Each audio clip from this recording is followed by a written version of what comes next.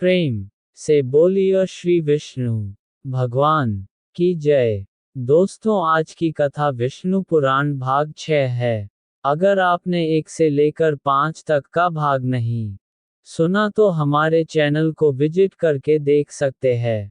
हिरण्यकश्यप ने प्रहलाद का आलिंगन करके कहा, प्रहलाद, तुम्हारी वजह से इतने साल बाद मुझे विष्णु के साथ लड़ने का मौका मिल गया है। शयों कहते गदा उठाकर नरसिंहावतार के साथ लड़ने को तैयार हो गया। नरसिंह ने प्रलय गर्जन करते हुए उछलकर हिरण्यकश्यप को पकड़ लिया और उसको सभा भवन के द्वार तक ले गए।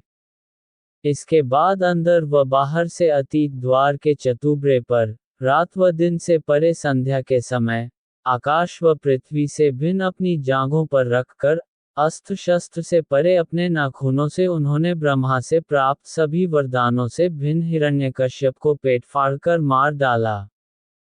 नरसिंह ने प्रहलाद को अपने पिता की अंत्येष्टि क्रिया करने तथा राज्य सूत्र को संभालने का आदेश दिया।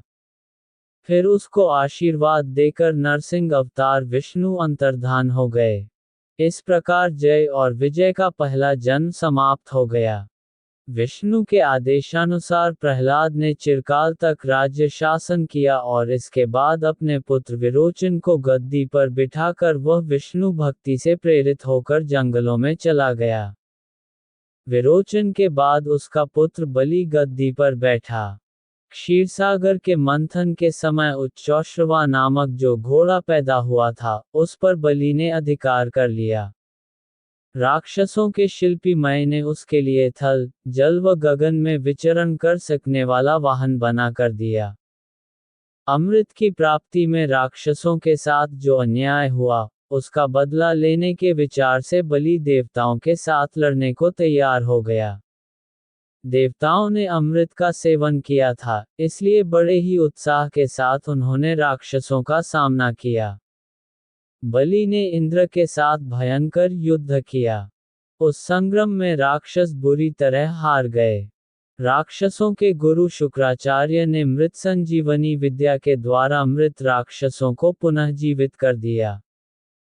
देवताओं से मुंह की खाने के बाद बलि ने बड़े लगन से राक्षसों को फिर से संगठित किया तथा देवताओं को हराकर अपने राज्य का विस्तार किया। सारे भूमंडल पर अधिकार करके बड़ी दक्षता के साथ राज्य करते हुए बलि चक्रवर्ती कहलाया। शुक्राचार्य ने उसके द्वारा 100 अश्वमेध यज्ञ कराए। इसके बाद बलि ने स्वर्ग पर आक्रमण कर दिया। उसके हमले से घबराकर स्वर्ग के निवासी देवता जंगलों में भाग गए।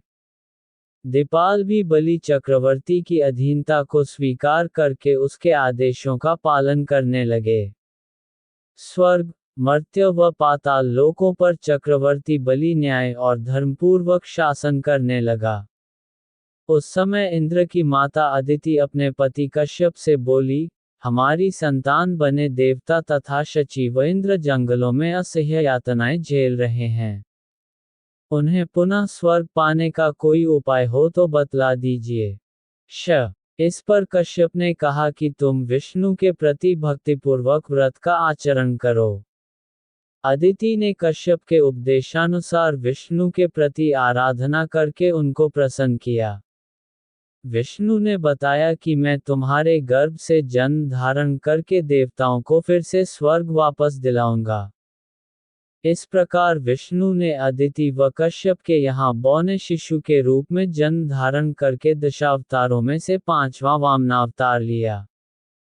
वामन ने उपनयन के बाद वैदिक विद्याएं समाप्त कर ली और इंद्र के छोटे भाई तथा अदिति के प्यारे पुत्र के रूप में पलने लगे।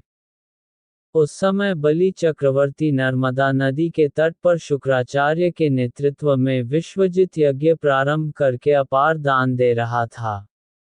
वामन ने जनेऊ, हिरण का चर्म व कमंडलू धारण किया, छाता हाथ में लेकर खड़ाऊं पहन लिया और मूर्तिभूत ब्रह्म तेज के साथ बलि चक्रवर्ती के पास चल पड़े। छोटे छोटे डग भरने वाले वामन को देख यज्ञशाला में एकत्रित सभी लोग प्रसन्न हो उठे। वामन ने बलि चक्रवर्ती के समीप जाकर जय जयकार किया। वामन को देखते ही बलि के मन में अपूर्व आनंद हुआ। उसने पूछा, अरे मुन्ने, तुम तो अभी शिशु के अवतार में ही हो, तुम कौन हो? एक नए ब्रह्मचारी के रूप में कहाँ चल पड़े? मैं तुमसे ही मिलने आया हूँ। मैं अपना परिचय क्या दूँ? सब लोग मेरे ही हैं, फिर भी इस वक्त मैं अकेला हूँ। वैसे मैं संपदा रखता हूँ, पर इस समय एक याचक हूँ। तुम्हारे दादा, परदादा महान वीर थे। तुम्हारे शौर्य और पराक्रम दिगंत तक व्याप्त हैं। वामन ने कहा। इस पर बलि चक्रवर्ती हंसते हुए बोला, आपकी बातें तो कुछ विचित्र मालूम होती हैं। आप शौर्य और पराक्रम की चर्चा कर रहे हैं। युद्ध करने की प्रेरणा तो नहीं देंगे ना? क्योंकि इस वक्त मैं यज्ञ की दीक्षा लेकर बैठा हूँ। इस पर वामन बोले, वाह, आपने कैसी बात कही। महान बल पराक्रमी बने आपके सामने बौना बने हुए मेरी गिनती ही क्या है। आपका यश सुनकर याचना करने आया हूँ। अच्छी बात है, मांग लीजिए, आप जो भी मांगे वही देने का वचन देता हूँ। बलि चक्रवर्ती ने कहा। इस पर शुक्राचार्य ने बलि को बुलाकर समझाया, ये वामन साक्षात विष्णु हैं, तुम्हें धोखा देकर तुम्हारा सर्वस्व लूटने के लिए आए हुए हैं। तुम उन्हें किसी प्रकार का दान मत दो। बलि चक्रवर्ती ने कहा, विष्णु जैसे महान व्यक्ति मेरे सामने याचक बनकर हाथ फैलाते हैं, तो मेरे हाथों द्वारा कोई दान देना मेरे लिए भाग्य की ही बात मानी जाएगी, यह मेरी अद्भुत विजय का परिचायक भी होगा। इसके अतिरिक्त वचन देकर उससे विमुख हो जाना भी उचित नहीं है। मेरा वचन झूठा साबित होगा न। आत्मरक्षा के वास्ते किया जाने वाला कर्म असत्य नहीं कहलाता, पर अनुचित धर्म भी आत्महत्या के सदृश ही माना जाएगा न। शुक्राचार्य ने कहा, चाहे जो हो, वे चाहे मेरे साथ कुछ भी करें, या मैं हार भी जाऊं, फिर भी वह मेरी पराजय नहीं मानी जाएगी। ये धर्मवीरता ही होगी। वैसे शिवी चक्रवर्ती आदि जैसे दान करके यश पाने की कामना भी मेरे अंदर नहीं है, परंतु वचन देकर इसके बाद उससे मुकर कर काय कहलाना मैं नहीं चाहता। बलि चक्रवर्ती ने कहा। इस पर शुक्राचार्य क्रोध में आ गए और शाप देने के स्वर में बोले, तुम्हारे गुरु के नाते मैंने तुम्हारे हित के लिए जो बातें कही, उन्हें तुम धिक्कार रहे हो। याद रखो, तुम अपने राज्य तथा सर्वस्व से हाथ धो बैठोगे।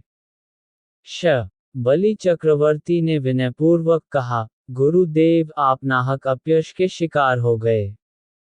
मैं सब प्रकार के सुख दुखों को समान रूप से स्वीकार करते हुए दान देने के लिए तैयार हो गया हूँ, पर आपका ये शाप विष्णु के लिए वरदान ही साबित हुआ, क्योंकि गुरु के वचन का धिक्कार करने के उपलक्ष्य में प्राप्त शाप को विष्णु केवल अमल करने वाले हैं, पर अन्यायपूर्वक उन्होंने बलि के साथ दगा किया है, इस अपयश से वे दूर हो गए। मैं आपके शाप को स्वीकार करता हूँ। शुक्राचार्य का चेहरा सफेद हो उठा। उन्होंने लज्जा के मारे सर झुका लिया। वे निरुत्तर हो गए।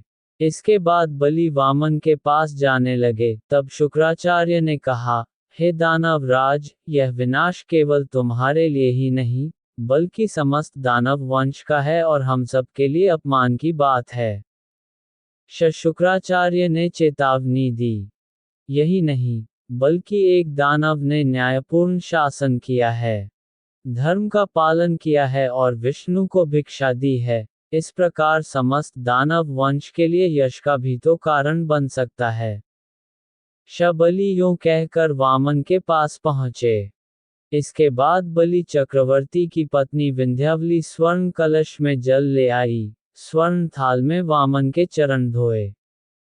उस जल को बलि ने अपने सर पर छिड़क लिया, तब बोले, हे वामन रूपधारी, आप जैसे महान व्यक्ति का मेरे पास दान के लिए पहुंचना मेरे पूर्व जन्म के पुण्यों का फल है।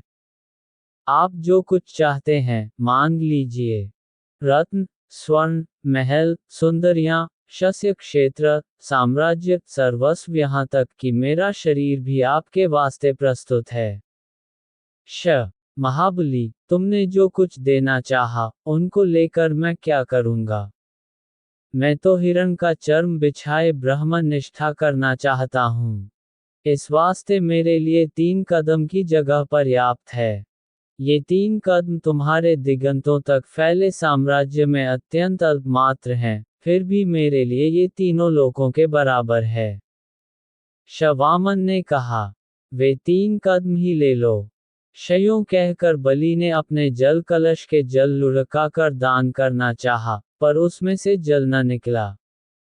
शुक्राचार्य ने सूक्ष्म रूप में जल कलश की सूंड में छिपे रहकर जल को गिरने से रोक रखा था। इस पर वामन ने दाब का तिनका निकालकर जल कलश की सूंड में घुसेड़ दिया। शुक्राचार्य अपनी एक आंख खोकर काना बन गया। इस पर वह हट गया। तब जलधारा बलि चक्रवर्ती के हाथों से निकलकर वामन की अंजुलि में गिर गई। दान विधि के समाप्त होते ही बलि चक्रवर्ती ने कहा, अब आप द्वारा अपने चरणों से मापकर 3 कदम जमीन प्राप्त करना ही शेष रह गया है। श वामन ने झट इधर उधर घूमकर विश्वरूप धारण किया, लंबे, चौड़े एवं ऊंचाई के साथ नीचे, मध्य व ऊपर माने जाने वाले तीनों लोकों पर व्याप्त हो गए। एक डग से उन्होंने सारी पृथ्वी को माप लिया। त्रिविक्रम विष्णु के चरण की छाया में सारे भूतल पर पल भर के लिए गहन अंधकार छा गया। इसके बाद आकाश को माप लिया। उस वक्त सूर्य, चंद्र, नक्षत्र मंडल आदि उनके चरण से चिपके हुए रेणुओं की भांति दिखाई दिए। तब ब्रह्मा ने अपने कमंडलू के जल से विष्णु के चरणों का अभिषेक किया। विष्णु के चरण से फिसलने वाला जल आकाश गंगा का रूप धरकर स्वर्ग में मंदाकिनी के रूप में प्रवाहित हुआ। वामनरूपी त्रिविक्रम ने बलि से पूछा, हे बलि चक्रवर्ती, बताओ, मैं तीसरा कदम कहाँ रखूं? श हे त्रिविक्रम, लीजिए यह मेरा सिर। इस पर अपना चरण रखिए। शयों कहकर बलि चक्रवर्ती ने अपना सर झुका लिया। इस पर विष्णु ने अपने विश्वरूप को वापस ले लिया, फिर से वामन बनकर बलि के सर पर चरण रखकर बोले, बलि, पृथ्वी तथा आकाश को पूर्ण रूप से मापने वाला यह मेरा चरण तुम्हारे सर को पूर्ण रूप से माप नहीं पा रहा है। श उस समय प्रहलाद ने वहां पर प्रवेश कर कहा, भगवन, मेरा पोता आपका शत्रु नहीं है, उस पर अनुग्रह कीजिए। श बलि चक्रवर्ती की पत्नी विंध्यावली ने कहा, वामनवर, मेरे पति का किसी भी प्रकार से अहित न हो, ऐसा अनुग्रह कीजिए। श बहन, आपके पति के लिए हानि पहुंचाना किसी के लिए भी संभव नहीं है। इसलिए तो मैंने याचक बनकर उनसे दान लिया है। इनका धार्मिक बल ही कुछ ऐसा है। श यूं समझाकर वामन प्रहलाद की ओर मुड़कर बोले, जानते हो, बलि मेरे लिए कितने प्रिय व्यक्ति हैं। ये कहते वामन विष्णु की संपूर्ण कलाओं के साथ शोभित हो लंबे वेत्र दंड समेत दिखाई दिए। हे बलि चक्रवर्ती, तुम्हारी समता करने वाला आज तक कोई न हुआ और न होगा। आदर्शपूर्ण शासन करने वाले चक्रवर्तियों में तुम्हारा ही नाम प्रथम होगा। मैं तुम्हें सुतल में भेज रहा हूँ। पाताल लोकों के अधिपति बनकर शांति एवं सुख के साथ चिरंजीवी बनकर रहोगे। तुम्हारी पत्नी तथा तुम्हारा दादा प्रहलाद भी तुम्हारे साथ होंगे। मैं तुम्हारे सुतल द्वार का इसी प्रकार दंडपाणी बनकर तुम्हारा रक्षक रहूंगा। शयों कहकर वामनावतार विष्णु अंतर्धान हो गए।